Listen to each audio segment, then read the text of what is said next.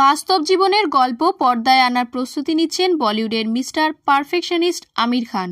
সূত্রের খবর, মেঘালয়ের বিখ্যাত ও চাঞ্চল্যকর রাজা রঘুবংশী মধুচন্দ্রিমা হত্যা মামলা নিয়ে ছবি বানানোর পরিকল্পনা করছেন আমির খান। এই মামলায় বিয়ের কয়েকদিন পর মধুচন্দ্রিমা ভ্রমণের সময় স্বামীকে খুন করার অভিযোগ উঠেছিল সোনাম রঘুবংশীর বিরুদ্ধে। টাইমস নাও এর এক প্রতিবেদনে বলা হয়েছে, আমির নিজে এই মামলার প্রতিটি আপডেট এবং বিবরণ নিবিড়ভাবে অনুসরণ করছেন।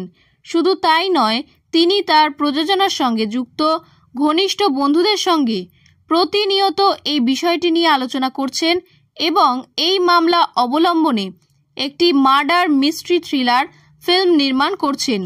যদিও আমির খান বা তার প্রযোজনা সংস্থার তরফে এখনও কোনো আনুষ্ঠানিক ঘোষণা করা হয়নি।